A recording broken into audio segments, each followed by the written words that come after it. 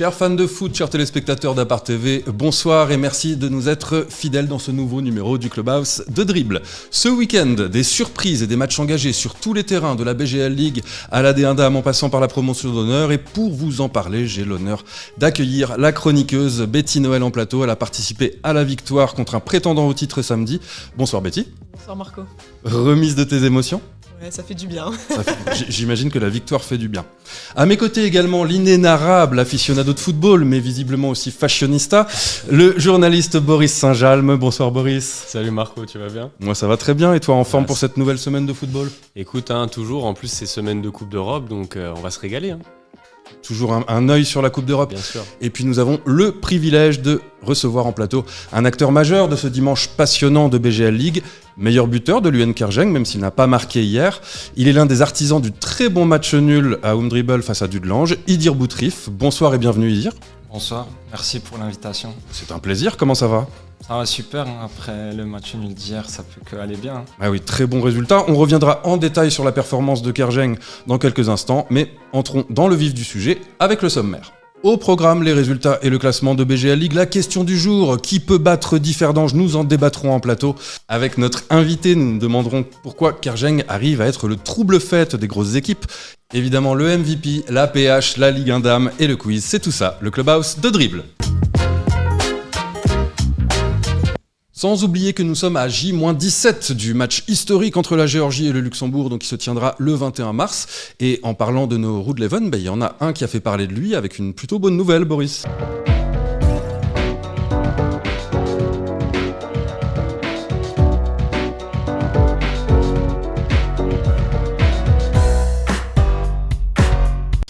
Effectivement, ouais, c'est Leandro Barreiro, l'un des plus gros joueurs de la sélection nationale qui va évoluer dans un autre championnat l'année prochaine puisqu'il va aller à Benfica, donc un des trois gros clubs portugais.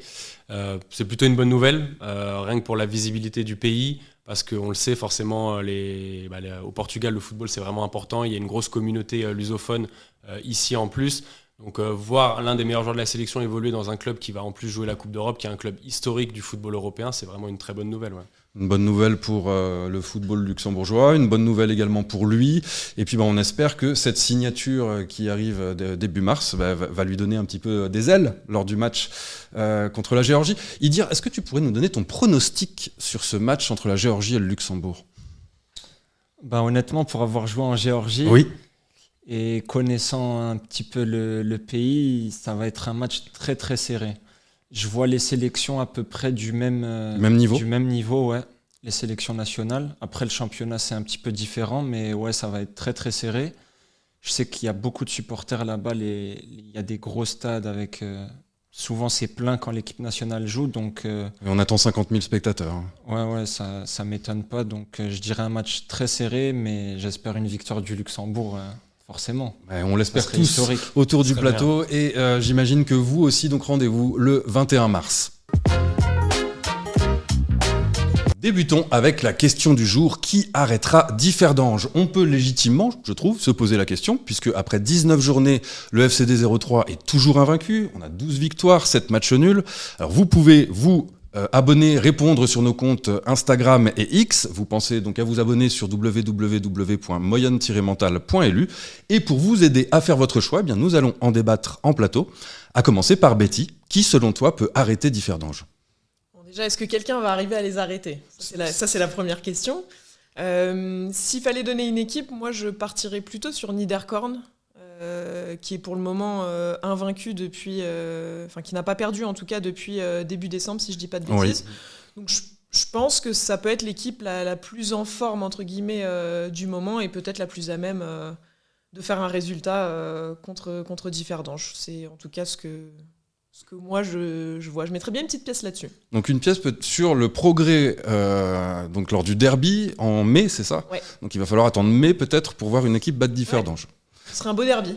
Ce sera un très beau derby et nous y serons évidemment. Boris, selon toi, qui peut battre Differdange ? Je suis assez d'accord avec Betty. Le progrès, c'est vrai que c'est une équipe qui me semble vraiment armée pour les battre. Alors, peut-être un peu plus tôt. Déjà, il y a un gros match contre Dudelange, mais pour le coup, je pense que comme c'est à la maison, Differdange est quand même très costaud à domicile. Moi, je vois peut-être une surprise de l'équipe qui est vraiment en forme sur cette phase retour, c'est la jeunesse. La jeunesse qui reçoit Differdange, il me semble, dans 3 journées, juste après justement le gros match contre Dudelange. Oui, c'est la 22e journée. Oui. Et je pense que aller jouer à la jeunesse qui est en pleine forme, ça va être un match très compliqué pour eux. Et je vois bien potentiellement la jeunesse créer la surprise à ce moment-là. Ouais.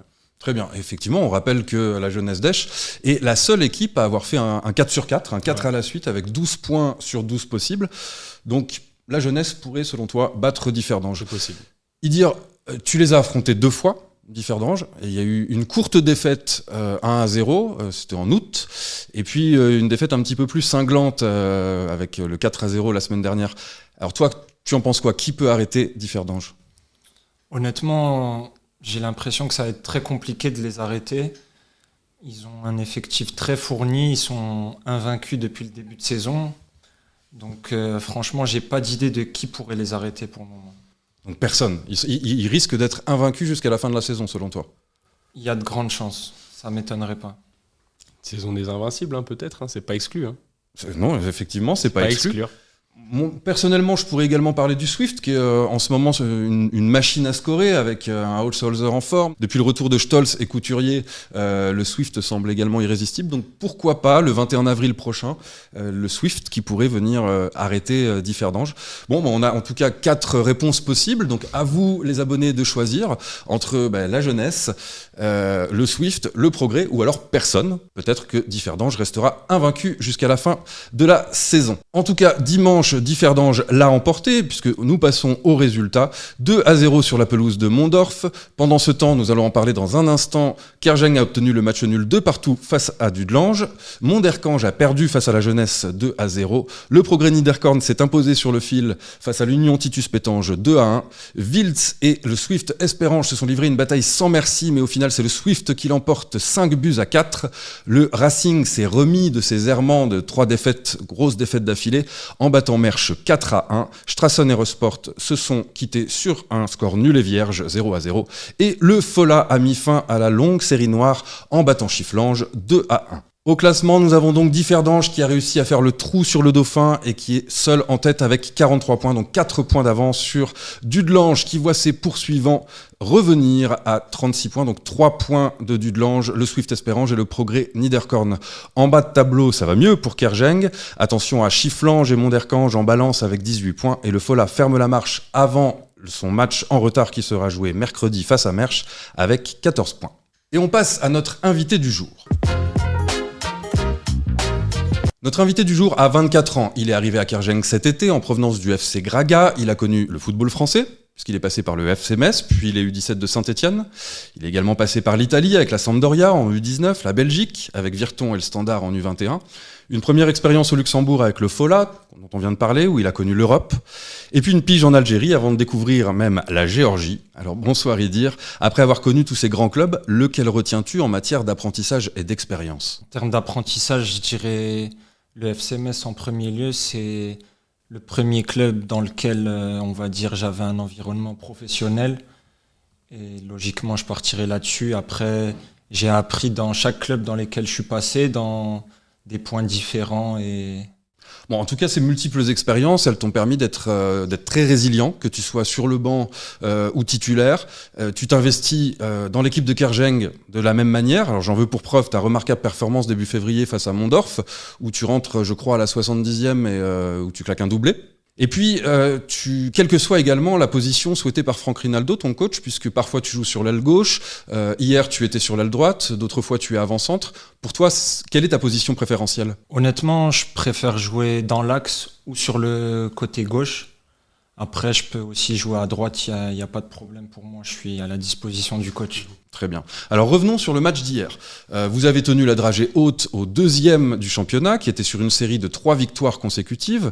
Vous avez même failli l'emporter, avec cette situation litigieuse où Baillet semble se faire faucher dans la surface pendant le temps additionnel.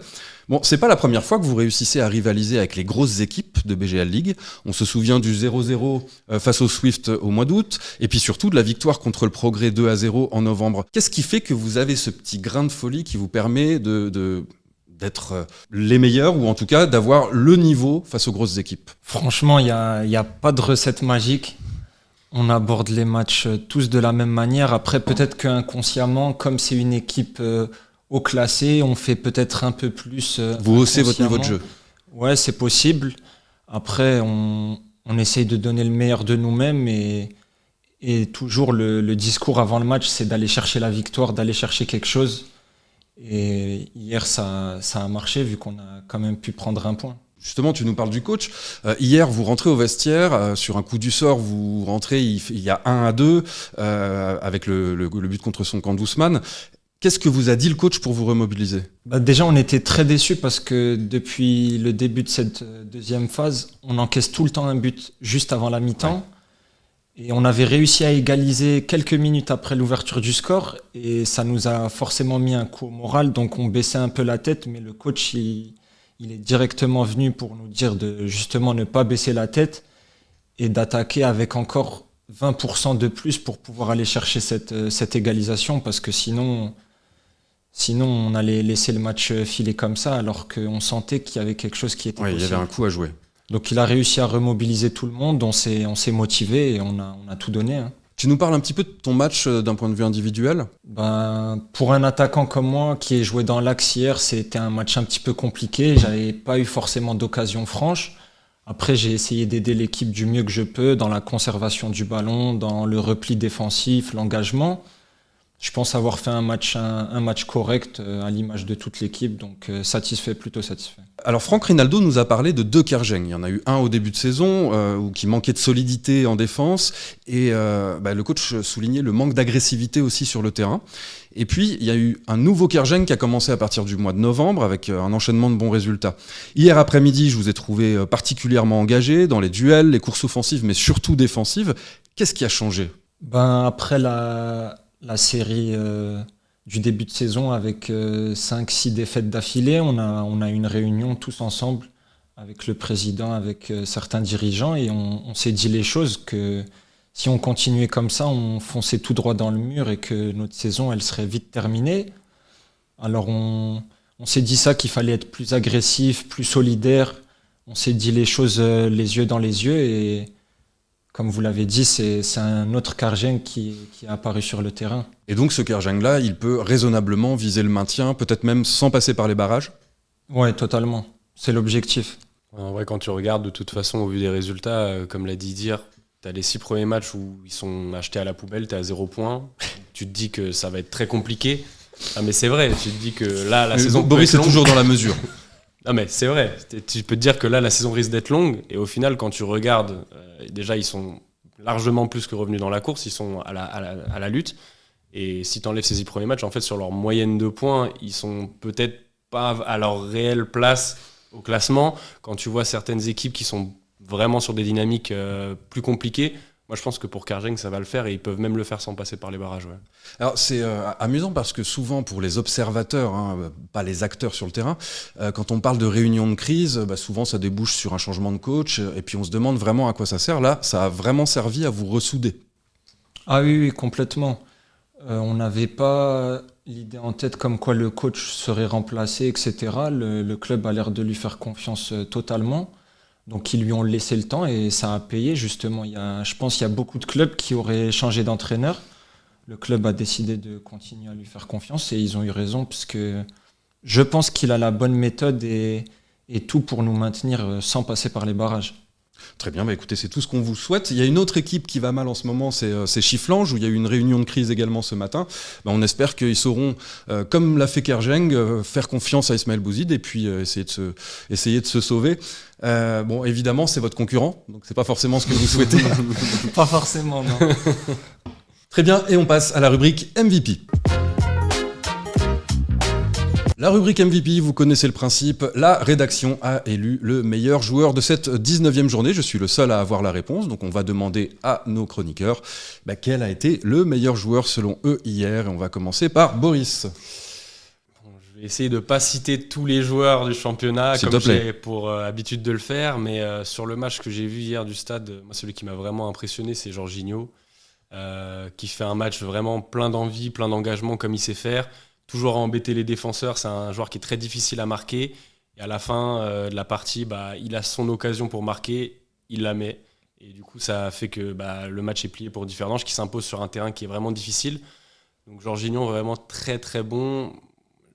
en balance avec Holzhauser, qui montre que vraiment pour moi c'est presque déjà le meilleur joueur du championnat vu de ce qu'il a fait sur les 4-5 matchs depuis qu'il est arrivé, quoi. Idir, tu l'as joué, Jorginho, il t'avait impressionné sur le terrain? Peut-être pas impressionné, mais on voit que c'est un très bon joueur. Il a pas mal de qualités et on voit qu'il est en tête du classement des buteurs, donc c'est pas anodin.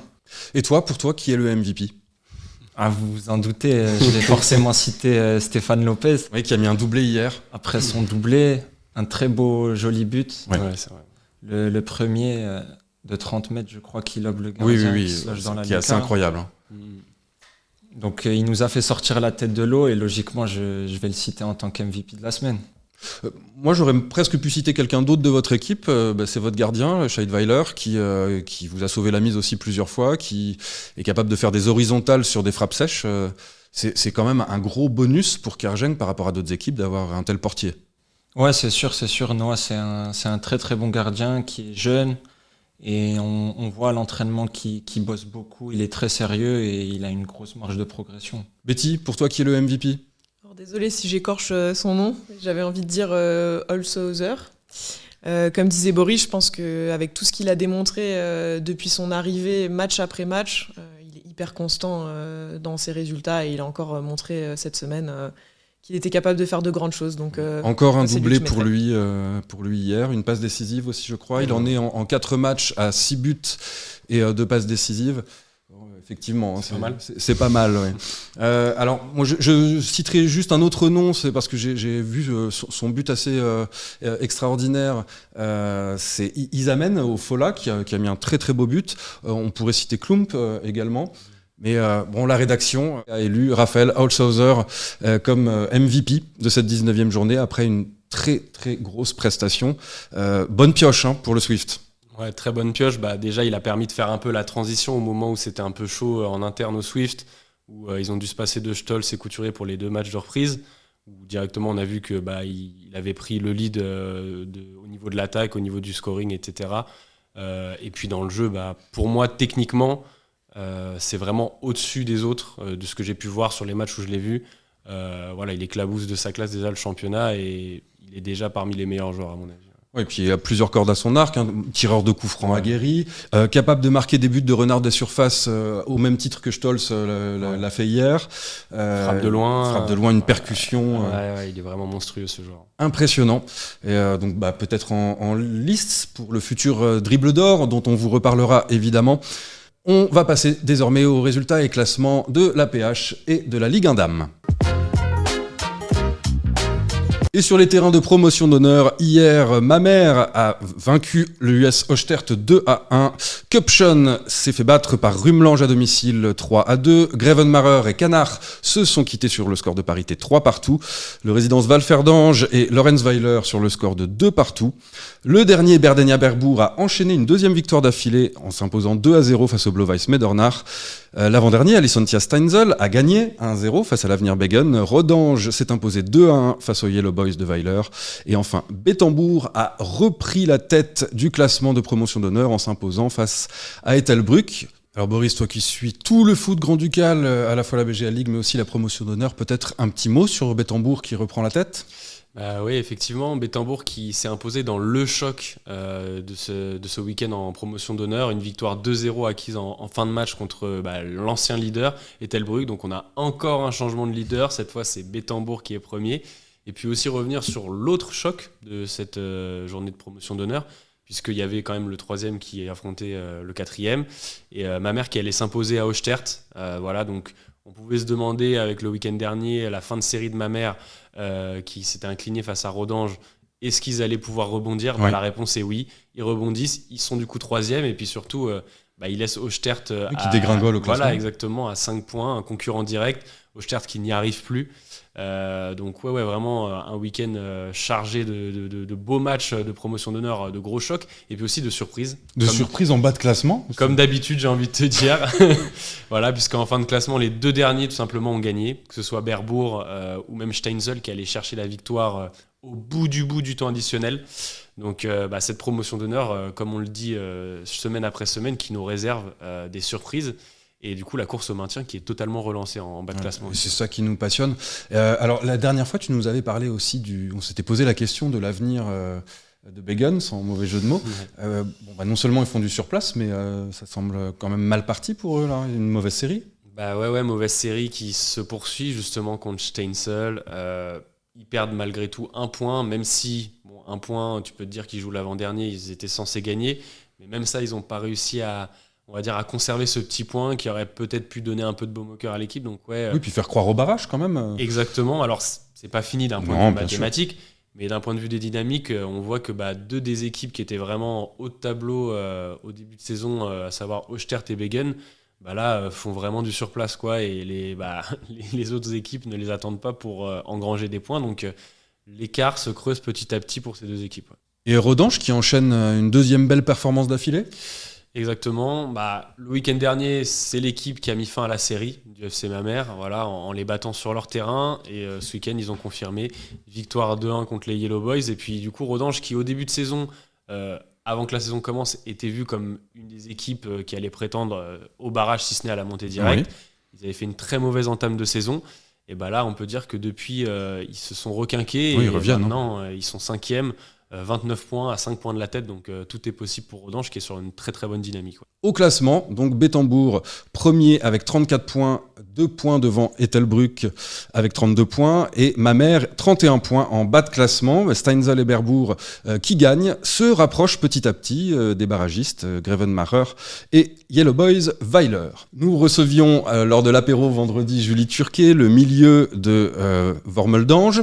Eh bien, elle nous parlait d'un match à enjeu face au SCL. Malheureusement, elle a gagné 4-0 et donc prend provisoirement la 3e place. Le Racing, pendant ce temps, s'est imposé 3-0 face à Differdange. La jeunesse Young Leinster a perdu 1-2 face au Swift Esperange. Les Young Boys de Diekirch se sont très largement imposés face à l'entente de Rosport 11-2. Et puis dans le dernier match, notre chroniqueuse était présente, donc Bettembourg a marqué 2 buts face à Mamers qui n'en a marqué aucun. Bettembourg qui se sort provisoirement de la zone de relégation avant le match en retard qui se jouera donc entre la jeunesse Young Leinster et Mamers ce mercredi. Betty, bravo déjà pour la victoire. Merci. Et puis vous devez espérer fortement que Young Leinster ne fasse pas de résultat face à Mamers mercredi. Ouais, on ne devrait pas dire ça, mais effectivement on espère que Mamers va l'emporter et qu'on conserve cette place qu'on a gagnée au classement et qui nous fait du bien. Là. Mais justement au classement, donc le Racing toujours en tête avec 9 points d'avance, 45 points devant le Swift, 36 points. Elle prend provisoirement, je le disais, la 3e place en attendant le match en retard de Mamers en bas de classement. Donc Bettembourg se sort de la zone rouge et à égalité de points avec le 7e, l'entente Differdange. Donc Rosport, évidemment, ferme la marche. Un point sur les playoffs, Betty, parce que nous avons été peut-être un peu imprécis lors de l'apéro et on aimerait que les téléspectateurs s'y retrouvent. On vous en veut pas. Juste sur les playoffs, cette année, c'est une particularité chez les dames, parce que c'est la première année qu'ils mettent ça en place. Donc en fait, c'est les 4 premiers du haut du classement qui vont s'affronter sur des matchs aller-retour sur la phase de play-off, mais qui conservent le nombre de points. Donc ils ne repartent pas à 0, donc les cartes ne sont pas redistribuées. On voit que le Racing est quand même assez largement en tête et je ne vois pas vraiment comment elle pourrait ne pas gagner échapper ce au titre. Oui. Ouais, concrètement, je pense que les dés sont jetés. Et sur la deuxième partie du tableau, du coup, les 6 derniers se rencontrent que sur des phases aller, du coup 5 matchs. Et pareil, conservent leurs points. Donc tous les points pris sur la phase retour là sont précieux. Sont très importants, effectivement. Nous aurons l'occasion donc de revenir sur la Ligue 1 Dames lors de prochaines émissions. Mais avant de nous quitter, nous allons passer au quiz. Donc 2 thématiques avec 5 questions chacune. C'est l'invité du jour qui choisit la thématique. Alors Idir, ce soir vous avez le choix entre les vainqueurs de Coupe du Luxembourg ou les meilleurs passeurs en BGA League. Quel est ton choix ? Je vais choisir les meilleurs passeurs de BGA League. Les meilleurs passeurs de BGA League. Je ne proposerai plus jamais les vainqueurs de coupe. L'enlever, je crois. Personne n'en veut. Jamais choisi. J'aurais choisi ça. Ah, merci. Bien, alors, donc 5 questions, c'est la réponse valide la plus rapide qui emporte le point. On ne triche pas, Boris, comme d'habitude. Promis. Vous jouez également chez vous le meilleur passeur du championnat, c'est Omar Natami, le feu follet du Progrès Niederkorn. Avec combien d'assists ? Je vais dire 9. Très bien Idir. 9 passes décisives depuis le début du championnat. Bravo Idir pour ce premier point.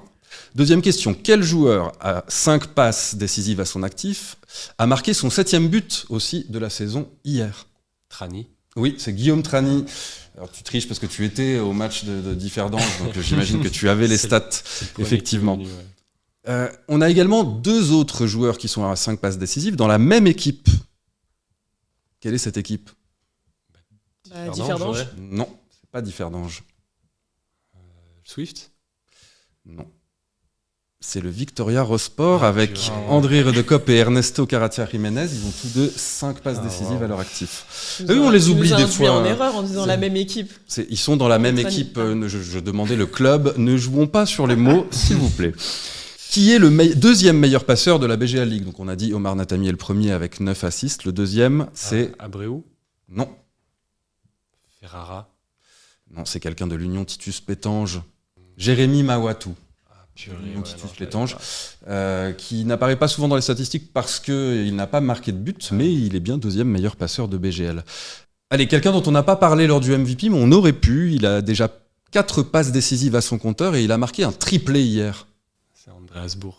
Andreas Bourg, effectivement, du Racing, qui a permis à son équipe d'obtenir une victoire précieuse après une série noire. Donc il a mis un triplé et il a lui aussi 4 passes décisives. Voilà, c'est tout pour aujourd'hui. Boris, je crois encore une fois que tu remportes ce quiz. C'est sûr que le thème. C'est dur. Alors c'est Idir qui a choisi le thème. Les vainqueurs de coupe, je suis sûr que tu avais révisé, Betty. Évidemment. C'était déjà très dense. On vous remercie de nous avoir suivis. Idir, évidemment, on te remercie infiniment de nous avoir honoré de ta présence. Pas de problème, c'était avec plaisir. Le plaisir était pour nous, tu es le bienvenu quand tu veux. Betty, merci beaucoup, on se revoit dans 15 jours. Merci. En espérant également que tu fasses le plein de victoires d'ici là. J'aimerais bien, ouais. On est content avec des bonnes nouvelles dans 15 jours. Ouais. On est content de te recevoir quand tu as gagné, tu as davantage le sourire. Forcément. Alors Boris, lui, il nous fait sourire avec son pull, mais on va essayer de se donner rendez-vous de manière peut-être un peu plus sobre avec les téléspectateurs pour l'apéro du Clubhouse, donc vendredi. Ouais, on se quitte plus Marco, hein. T'en as pas trop marre, ça va? Non, ça va, je m'habitue, il faut que je plisse les yeux, mais c'est tout. Donc on se donne rendez-vous vendredi à 18h pour l'apéro du Clubhouse et pour les téléspectateurs d'Apart TV. Rendez-vous donc le samedi à 11h30 pour la rediff. On vous souhaite une très bonne soirée. Bye bye. Ciao. Ciao.